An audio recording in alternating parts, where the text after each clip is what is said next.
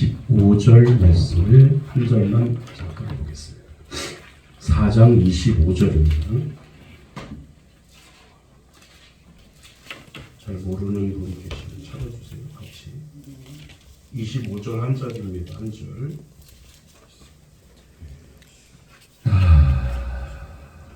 25절 한 절. 시작. 여자가 이르되 메시아 곧 그리스도라 하는 이가 오실 줄을 내가 아노니 그가 오시면 모든 것을 우리에게 알려주시리라. 아멘.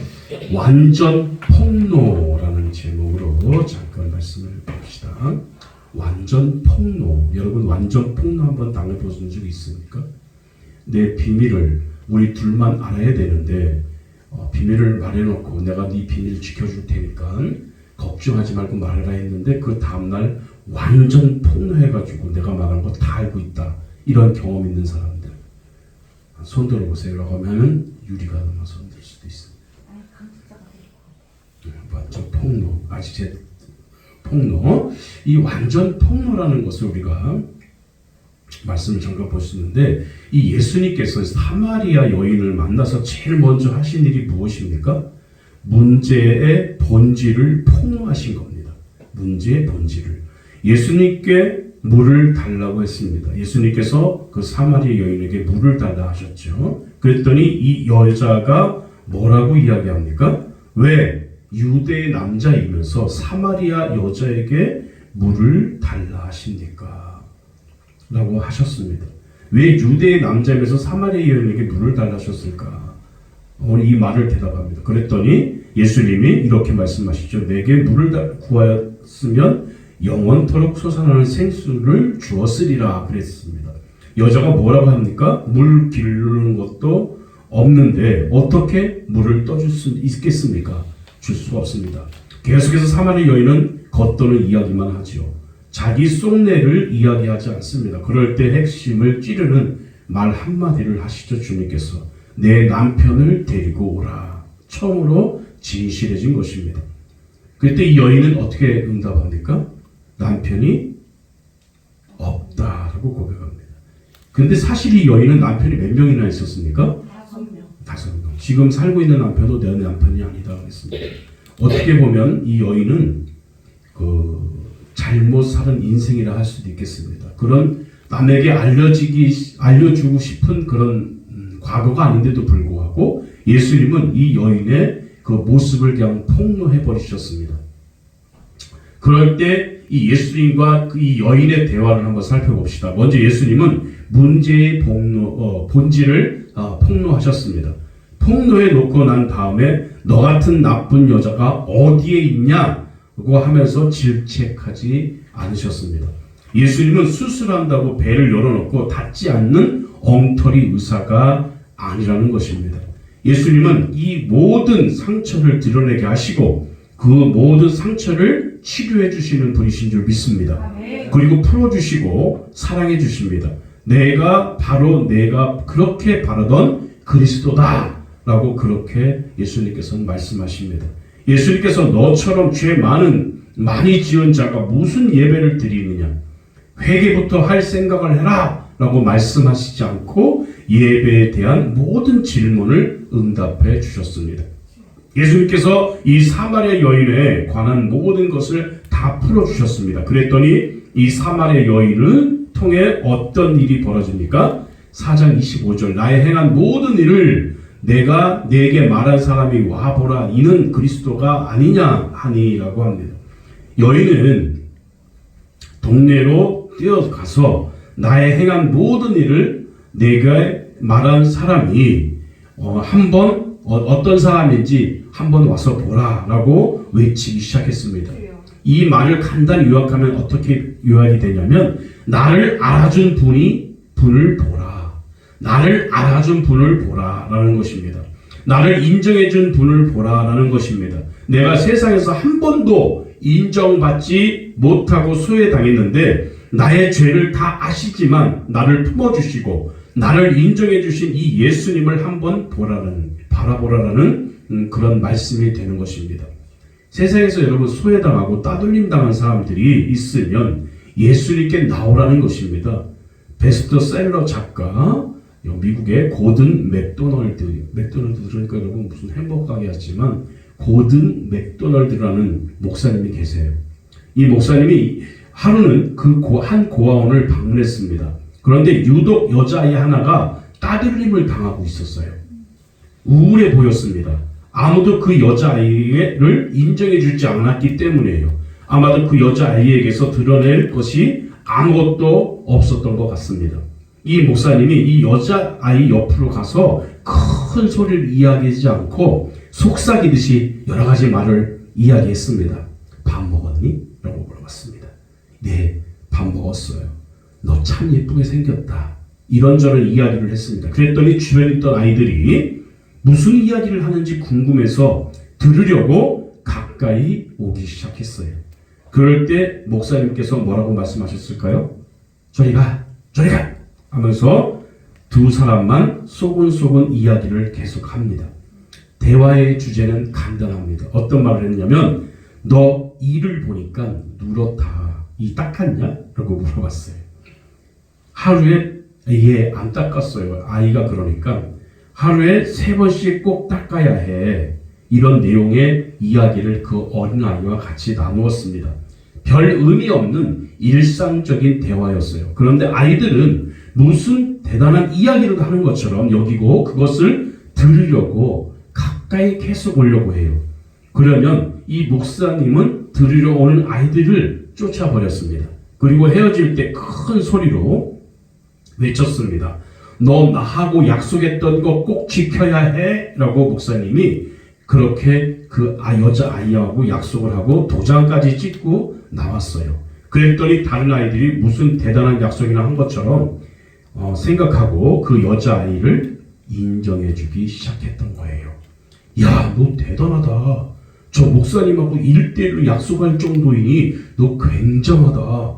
그 다음부터는 그 여자애에게서 희망이 생기게 되었고 다시는 왕따 당하지 않았다는 것입니다. 아멘.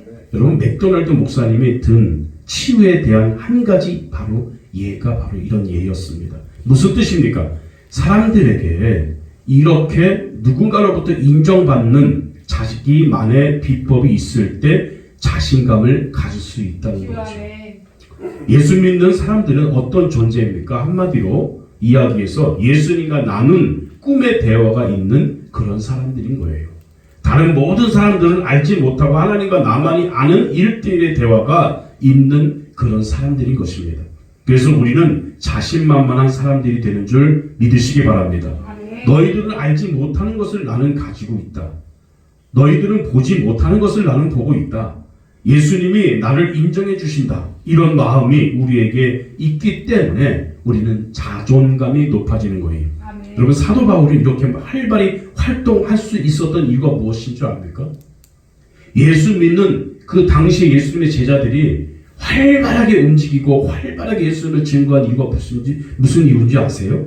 디모데전서 1장 12절에 보니까 나를 유명하게 하신 그리스도 예수 우리 주께 내가 감사함은 나를 충성히 되이 여겨 내게 직분을 맡기심이니 라고 했어요. 예수님의 제자들이 왜 예수님이 부활하시고 승천하셔서 이제 부활하셔서 천국에 가셨는데 그 뒤부터 제자들이 너도 나도 할 거 없이 베드로는 십자가 거꾸로 못 박히시면서까지 복음을 증거하게 됐고 바울은 예수 믿는 자들을 핍박하는 자여서 예수 믿는 사람 다 잡으러 다니는 그 바울이 예수 만나고 변화받고 이제 예수를 증거하는 자가 되었습니다. 이들이 왜 이렇게 열심을 냈을까요? 인정 못 받고 나를 인정해주는 사람이 없었는데 정말 높으신 분 우주 천하 만물을 만드신 하나님께서 나를 인정해 주시고 알아주신다는 그 사실이 너무도 감격스러워서 이제는 예수에 미친 자가 되었다는 거예요. 아멘. 여러분 교회를 보면 어찌 보면 요즘 사회가 두 갈래로 양분되었죠. 잘 사는 자, 못 사는 자, 진보, 보수 이렇게 나눠졌어요. 보면은 어떤 종교는 부자들만 가는 종교가 있고요. 어떤 종교는 가난한 사람들만 모이는 종교가 있어요. 희한하게 그렇게 어떻게 해체 모여가 됐어요. 기독교에는 부자들이 거의 없어요. 100명이라면 한 10명, 한 5명 정도만 부자지 나머지는 다 가난해요. 가난한 자들만 모인 단체가 우리 기독교인 것 같아요. 근데 어느 종교는 다 부자들만 가요. 뭐 하나 뭘 해라 그러면 몇 천만 원, 뭐 몇 억씩 헌금하면서, 헌금이라고 할까요? 교회는 아니니까. 그렇게 바치면서 그 교회, 그 종교를 섬기는 분들도 계세요. 그렇게 따지보면 세상에서 보잘것없고 명함만 하나 못 내밀 정도의 그런 우리들도 왜 교회에 모일까요? 세상에 잘 나가는 사람들은 교회 안 와요. 가도 대형교회 가요. 대형교회 큰 주차장에 큰 차 몰고 멋있게 그리고 가요. 이런 개척교회, 조그만 교회, 4층까지 올라오는 교회를 잘 안 와요. 왜 그럴까요? 사람들에게 보여주는. 여러분 보세요. 왜 이런 가난한 자들이 모이는 교회가 되었을까? 세상에서, 사회에서 인정해주지 않고 인정받지 못하는 그런 사람들이 어떻게 보니까 교회를 나오게 됐는데 그 높으신 하나님께서 나를 인정해 주시네. 나를 안다는 거야. 내가 예수 믿어보니까 하나님이 나를 인정해 주는 것 같아. 그 모든 애들도 나를 따돌리고 왕따시켰는데 우리 주님만은 양팔별에서 나를 환영하시는 거야. 아, 어디 갔다 이제 왔니? 내 형제요, 내 자매요, 내 아들 하면서 주님이 나를 안아주실 때 그 감격, 그 놀라운 그 주님의 복된 사랑을 느꼈을 때 어떻게 주님을 배신하겠냐 그 말입니다. 나를 인정해주는 분이 계셨기에 이 여자도 창피해서 남편이 5이라니요. 지금 살고 6명의 남편이 있었는데도 불구하고 이 여자는 또 사마리아인이라는 그런 것 때문에 낮에만 돌아다니고 사람 없을 때만 숨어 다니는 그런 여인인데도 불구하고 예수님을 만나자마자 변화받게 되었죠. 예수님의 사랑을 느끼게 되었고요. 아멘. 내가 너를 위해서 왔다라고 말씀하시는 예수님의 음성을 들었을 때 아멘. 여인이 변화받기 시작합니다. 아멘. 이제는 많은 사람에게 외치기 시작해요. 나를 인정해준 분이 계시는데 그분을 내가 너희들한테 증거 안 할 수가 없다. 와 봐라. 너희도 만나봐라. 우리를 인정해주신 분이 계신다 하면서 증거자가 되는 줄 믿으시기 바랍니다. 아멘. 여러분 잘하는 삭개오도 여러분 그 키 작고 보잘것없고 자기 동포들을 짜내어서 그냥 세금 받아갖고 로마 나라에 갖다주는 아주 자기 동포들로서는 아주 인정받지 못하는 그런 사람이었는데도 불구하고 예수님을 만나고 예수님이 내가 오늘 너희 집에 유할 것이다 라고 했더니 이 삭개오가 너무 기가 막혀가지고 모든 사람들이 자기를 다 싫어할 줄 알았는데 모든 사람 옆에 존경받는 그 예수님이 자기를 인정해 주는 것이 얼마나 멋있습니까? 그래가지고 보자마자 내가 이 모든 사람들의 등쳐먹은 것 4배를 갚고 내가 너무 좋아가지고 삭개오가 그 키 작은 삭개오가 날뛰면서 너무 좋아했던 모습 여러분 기억하시죠? 아멘. 바로 그런 거예요. 세상에서 인정받지 못하고 세상에서 버림받고 세상에서 왕따 당하고 소외당하는 자들 주님 앞에 나오니까 인정해 주더라. 누가? 그 많은 사람들이 존경하고 믿고 있는 그 예수님, 그 하나님께서 나를 인정해 주시더라. 아멘. 그거에 감격되어서 이제 주의 백성이 되었다는 거예요. 아멘. 여러분 이 여인도 바로 그런 거예요. 완전 폭로하기를 잘했습니까? 못했습니까? 잘했어요. 여러분 교회 나오면 비밀이 없다 하잖아요. 내가 요즘에 무슨 드라마 보면 어느 시골 드라마를 보면 시골에 사는 사람들은 비밀이 없어요. 응? 누가 나가는지 누가 들어오는지 다 알아요. 누가 하나 무슨 그 집에 대해서 모든 동네 사람들이 다 알아요. 비밀이 없어요. 그죠? 일단 요즘엔 그래서 교회 다니는 사람들이 드물어진 게 뭐냐면 모든 비밀을 다 알게 돼. 교회 다니면 목사님부터 시작해갖고 장로님, 권사님, 집사님 다 힘들었다며 하는 게 부담돼. 왜? 모르는데 어떻게 목사님 잠깐 말씀드렸는데 목사님이 왜 이렇게 입이 싸가지고 또 다 알고 금방 또 예배 드리고 또 사모님이 전화해갖고 힘들었어 막 목사님 비밀 지켜달라 했는데 목사님 다 폭로해버렸네. 좀 이따가 또 권사님 찾아와. 아이고 누구 애기 엄마 힘들었다며? 여러분 어때? 여러분 말 바꿔 한번 생각해 보세요. 그럴 때 기분이 어떨게요? 어떻게 했습니까? 기분 좋아요? 안 좋아요. 목사님 상담하고 다 말해가지고 어떻게 다 알게 돼요. 기분 되게 나쁠 것 같죠. 네. 그게 좀 그렇죠. 근데 예수님을 다 만났을 때 상담자 중에 제일 1등 상담자가 바로 예수님이세요. 아시겠습니까? 아멘. 예수님이 상담자의 왕이십니다. 이 사마리아 여인과의 상담을 통해서 상담은 이렇게 하는 거구나 라고 배워지는 거예요. 아멘. 그 기독교 상담이라고 하죠. 대학에 가면 기독교 상담가가 있는데 거기서는 이 장면들을 가지고 이제 사례를 들어서 기독교 상담을 가르치곤 한다고 합니다. 예수님은 대상담자십니다. 이 여인이 말할 수밖에 없었고 처음에는 좀 섭섭해질 수도 있어요. 아무도 모를 줄 알았는데 예수님이 알고 계시네. 기분 나쁘죠. 내 비밀을 누가 안다는 것이. 그런데 그 비밀을 알아지니까 이제 마음이 열려지고 이제 문제가 해결되어진 것을 깨닫게 되어집니다. 정말 알지 못했던 기쁨을 누리게 되어지잖아요. 이것이 완전 폭로의 비밀인 줄 믿으시기 바랍니다. 차라리 폭로된 게 다행이다 라고 생각할 수도 있어요. 그렇다고 여러분 모든 죄를 모든 감추고 싶은 비밀들을 교회 나오면 다 알아야 된다 오픈해야 된다 그 말은 아니에요. 그건 아닙니다. 그거 오버하지 마시고 그건 아니에요. 근데 우리 기독교에서는 주로 목사님하고 상담을 하죠. 또 우리 교회는 특별히 상담하시는 분이 계셔가지고 우리 사모는 기독교 상담 아닙니다. 일반 상담입니다. 네, 다시 말씀드리지만 기독교 상담은 결론은 뭐예요? 기도합시다. 형제요 자매요 기도합시다. 그걸로 끝냈지만 일반 상담은 그게 아닙니다. 그런데 교회는 목사님하고 상담을 하죠. 그런데 다른 종교에서는 신부님하고 상담을 하죠. 고해성사라는 걸 하잖아요. 얼굴 가리고 말을 하죠. 그러면 그 말하는 동시에 그 죄가 해결된다고 해요. 그건 그렇지는 않습니다. 근데 이렇게 모든 종교들은 이런 자기의 잘못들을 드러내놓고 회개하고 용서받기를 원합니다.